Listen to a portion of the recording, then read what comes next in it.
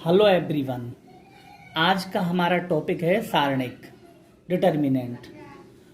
Determinant के बारे में हम आज स्टडी करेंगे। किसी वर्ग मैट्रिक्स के सारणिक का मान हम ज्ञात कर सकते हैं। सारणिक जो हम ज्ञात करते हैं किसी वर्ग मैट्रिक्स के लिए ही ज्ञात करते हैं। सारणिक एक संख्यात्मक मान होता है। अब वो संख्यात्मक मान क्या होता है, वो अलग अलग क्रम के सारणिक के लिए अलग अलग तरीके से आपको बताएंगे। तो आप एक सबसे पहले ये अंतर रखिए कि मैट्रिक्स और सारणिक में क्या अंतर है। सारणिक एक संख्यात्मक या न्यूमेरिकल वैल्यू होती है, जबकि मैट्रिक्स एक संख्यात्मक मान नहीं होता। मैट्रिक्स एक संख्याओं का अरेंजमेंट होता है प्रॉपरली एक आयताकार फॉर्म में। जैसे हमारी एक ए वर्ग मैट्रिक्स है 4 3 2 5 2x2 क्रम की, तो हम सारणिक का नोटेशन हम इस तरह से देते हैं। ए का सारणिक, ए मैट्रिक्स लिख देंगे उसका नाम, और उस पर दो पैरेलल लाइन के बीच में ए को हम ब्लॉक कर देंगे। मैट्रिक्स को हम देखो इस तरह से बड़े कोष्टक के मध्य संख्याओं के क्रम को बंद करते हैं। ये तो मैट्रिक्स का सिग्नल था, नोटेशन था। और सारणिक का होता है दो पैरेलल लाइन के बीच में हम संख्याओं को या क्रम को रखते हैं। ये सारणिक का नोटेशन होता है। मैट्रिक्स और सारणिक का नोटेशन बिल्कुल अलग अलग है। मैट्रिक्स का इस तरह से होता है और सारणिक का इस तरह से होता है। और हमें इंपॉर्टेंट चीज याद रखनी है, सारणिक का जो होता है हम केवल वर्ग मैट्रिक्स का ही सारणिक ज्ञात कर सकते हैं। सारणिक ज्ञात करने की विधि सबसे पहले हम पढ़ेंगे द्वितीय क्रम का सारणिक ज्ञात करना। हमारे पास द्वितीय क्रम का मतलब होता है 2x2 क्रम की हमें एक मैट्रिक्स है, उसका हमें सारणिक ज्ञात करना है, या फिर 2x2 का सारणिक है, हमें उसको हल करना है।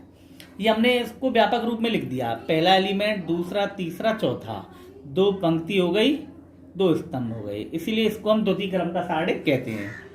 देखो ये व्यापक रूप ऐसे है, A11 ये जो पहली संख्या होती है ना, तो पहली पंक्ति को बताती है। ये पहली संख्या हमेशा पंक्ति को बताती है, कौन सी पंक्ति में, और दूसरी संख्या हमेशा स्तंभ को बताती है। तो देखो A11 ये पहली पंक्ति पहला स्तंभ, A12 पंक्ति पहली है दूसरा स्तंभ, यहां से हमारी पंक्ति चेंज हो जाएगी, दूसरी पंक्ति पहला स्तंभ, दूसरी पंक्ति दूसरा स्तंभ। ये इसका नोटेशन है। अब हम द्वितीय क्रम के सारणिक को कैसे हल करते हैं, बहुत ही सिंपल तरीका है।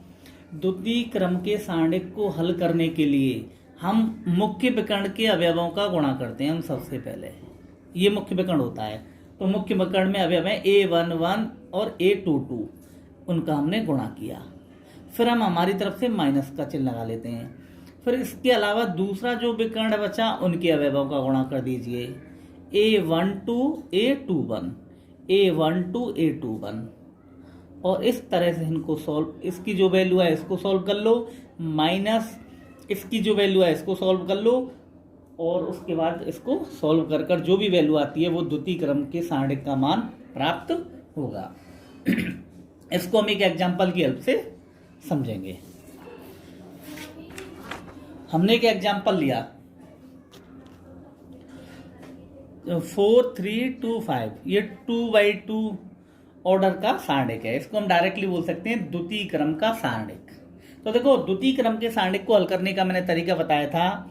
सबसे पहले हम मुख्य विकर्ण के अवयवों का गुणा करते हैं। तो देखो मुख्य विकर्ण के अवयव है हमारे 4 और 5, तो हम लिखेंगे 4 × 5, माइनस का चिन्ह लगा देंगे, इनको ब्रैकेट में बंद कर लो। इसके बाद जो शेष विकर्ण है उनके अवयव कौन कौन से, 3 और 2, उनका गुणा कर लो। अब हम इसको सॉल्व करेंगे। 4 × 5 आएगा 20 माइनस 12, इसको सॉल्व करेंगे तो हमारे पास वैल्यू आ जाएगी 8। इस तरह से ये हमें जो द्वितीय क्रम का सारणिक का एग्जाम्पल दे रखा था, इसकी संख्यात्मक वैल्यू है, इसका वैल्यू आ गया 8। इस तरह से कोई भी द्वितीय क्रम का सारणिक हमें दे रखा हो, हम उसको सॉल्व कर सकते हैं। अब पढ़ते हम तृतीय क्रम के सारणिक का मान ज्ञात करना।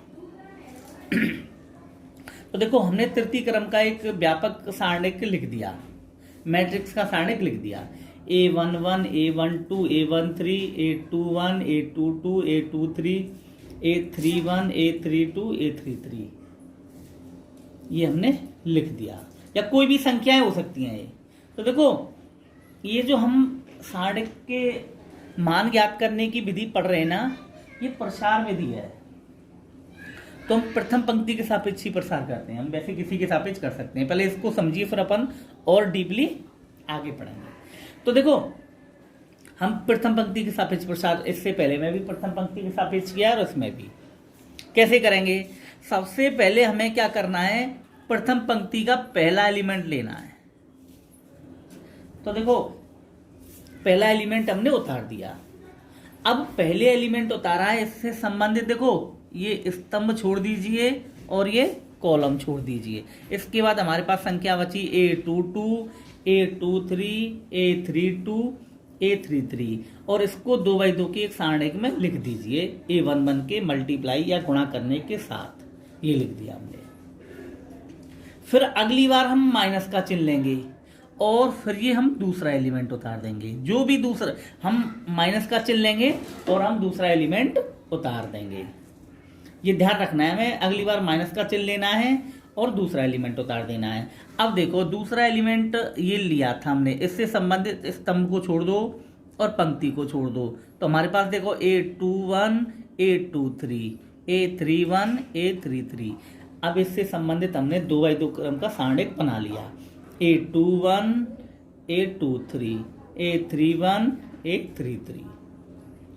अगली बार फिर हमें प्लस का चिन्ह ले लेना है और फिर हमें ये संख्या ये उतार देनी A13। अब की बार हम A13 से संबंधित देखो पंक्ति तो ये है और ये स्तंभ है, इसको छोड़ दो। क्या बचा A21, A22, A31, A32। ये 4 एलिमेंट बचे जिनसे 2/2 का सारणिक बनेगा, वो हमने यहाँ लिख दिया। अब हमारे पास क्या आया, 2/2 के सारणिक कॉल करना आया। तो देखो A11 ये 2/2 का सारणिक है, मैंने बताया था मुख्य विकर्ण के अवयवों को गुणा करके माइनस दूसरे विकर्ण के अवयव।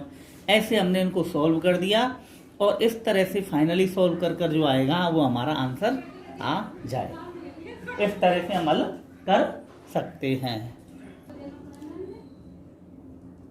तो देखो मैं अब ये हमने ये प्लस का चिन्ह लिया, ये माइनस, ये प्लस क्यों लिया, इसको आप समझ सकते हो। ये जो पहला एलिमेंट है, पहली पंक्ति पहला स्तंभ, 1 और 1 2, यदि यहाँ पर उसकी लोकेशन का योग सम आ जाए तो हम प्लस का चिन्ह रखते हैं अपनी तरफ से। अब यदि यहाँ पे देखो पहली पंक्ति और दूसरा स्तंभ 3, तो विषम आने पर हम अपनी तरफ से माइनस का चिन्ह रखेंगे।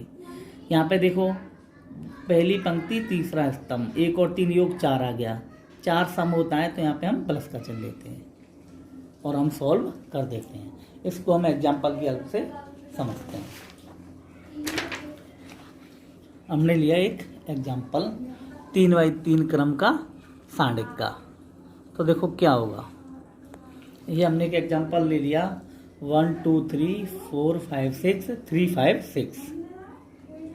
तो हम करेंगे सबसे पहले हम 1 लेंगे, ये ले लिया। अब 1 से संबंधित पंक्ति और स्तंभ हटा दिए तो हमारे पास बचा 4 5 5 6 4 5 5 6, ये ले लिया। इसका हमने 1 से मल्टीप्लाई कर दिया, जो भी सारणिक आएगा।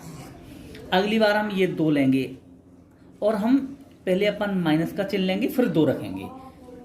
क्यों रखते हैं, क्योंकि देखो ये जो है पहली पंक्ति में दूसरे स्तंभ में है, मतलब 3 आ गया विषम। विषम होने पर हम पहले माइनस का चिन्ह रखते हैं फिर इस संख्या को रखते हैं।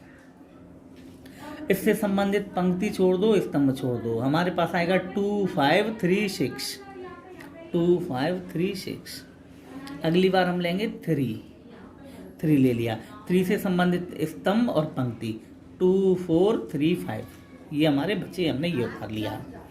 चिन्ह का आप डायरेक्ट भी याद रख सकते हो। यदि हम प्रथम पंक्ति के सापेक्ष प्रसार करते हैं, पहले प्लस का लेना अपनी तरफ से, फिर माइनस, फिर प्लस।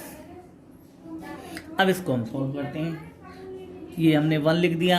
अब हम इस 2/2 के सारणिक को हल करते हैं। करने का तरीका है मुख्य विकर्ण के अवयव का गुणा 24, फिर दूसरे विकर्ण -25, माइनस के 2, अब इसका गुणा कर दो 12 -15।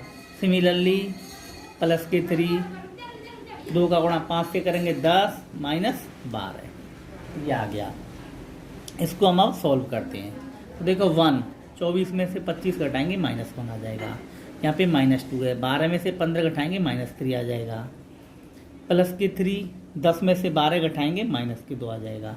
फाइनली हम इसको सॉल्व करेंगे तो ये आएगा 1 × -1 आ जाएगा -1, -2 का -3 से मल्टीप्लाई करेंगे प्लस के 6, और 3 का -2 करेंगे -6 और +6 कट जाएंगे, हमारे पास -1 बचेगा। इस तरह से फाइनली हमें डिटर्मिनेंट की वैल्यू -1 प्राप्त होती है। एक एग्जाम्पल और ले लेते हैं।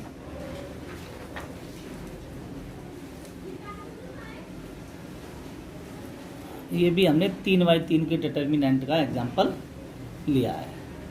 ये देखिए, तो ये है।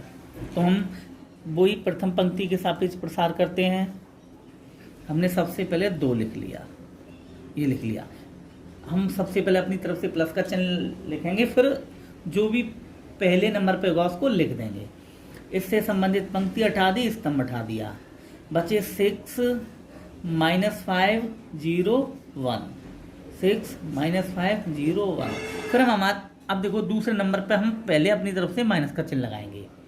अब दूसरे नंबर पर जो भी एलिमेंट है हम उसको उतार देंगे, वो है -3। ये हमने लिख दिया। अब हम इससे संबंधित स्तंभ पंक्ति को हटाएंगे, हमारे पास बचेगा 7 - 5 -8 1। ये लिख दिया मैंने, 7 - 5 -8 1। ये 2/2 का सारणिक बनाते हैं हम, वो लिखते हैं। इसके बाद हम फिर प्लस का चिन्ह लगाएंगे, तीसरे नंबर पर जो भी एलिमेंट होगा उसको उतार देंगे, 4। इससे संबंधित पंक्ति हटा दी, स्तंभ हटा दिया, हमारे पास बचा 7 6 -8 0। 7 6 -8 0, उसका हम डिटर्मिनेंट लिख देंगे। अब हम इसको हल करते हैं। 2, ये देखो 2/2 का सारणिक है। इसको हल करने का मैंने तरीका बताया था। सबसे पहले मुख्य विकर्ण के अवयव, तो ये है मुख्य विकर्ण, 6 एकम 6। फिर हम माइनस का चिन्ह लिखते हैं अपनी तरफ से, और माइनस के 5 का 0 से गुणा करेंगे तो 0। अब प्लस, देखो माइनस इंटू माइनस 3 हो जाएगा प्लस के 3। इसको हल करो, 7 का गुणा 1 से करेंगे 7, माइनस का चिन्ह अपनी तरफ से लगाते हैं हम, -8 और -5 हो जाएंगे प्लस के 40। तो 40 हमने उतार दिए, क्योंकि देखो मैं दोबारा बता देता हूँ, यहाँ पे आपको कंफ्यूजन हो सकता है साइन में। 7 का गुणा 1 से किया 7, फिर हम माइनस का चिन्ह लगाते हैं, फिर जो भी दूसरे विकर्ण में संख्या होता है उनका गुणा करके हम लिख देते हैं। तो -5 -8 करेंगे तो 40 उतार दिया। अगले में +4, 7 का गुणा 0 से करेंगे 0, फिर हम माइनस का चिन्ह अपनी तरफ से रखेंगे, देखो इसको समझ लो, और फिर 6 का गुणा -8 से करेंगे तो -48 आएगा। जैसे हम यहाँ -48 उतारेंगे, माइनस माइनस प्लस हो जाएगा। ये आपको चिन्ह समझने हैं, ज़्यादातर हम चिन्हों में ही गलती करते हैं। सॉल्व कर दीजिए। 6 में से 0 घटाएंगे 6 का गुणा 2 से करेंगे 12। 7 में से 40 घटाएंगे -33 का गुणा 3 से हो जाएगा। ऐसे 0 में 48 जोड़ेंगे, 48 का गुणा 4 से हो जाएगा। इस तरह से हमें ये संख्या प्राप्त होगी। इनको हम सॉल्व करेंगे, 204 - 99, और फाइनली सॉल्व करेंगे 105, हमें आंसर प्राप्त होगा। इस तरह से हमें दिए हुए सारणिक का मान प्राप्त होता है 105। इस तरह से कोई भी 2/2 क्रम का या 3/3 क्रम का सारणिक हो तो हम प्रसार विधि से इस तरह से हल कर सकते हैं। Thank you.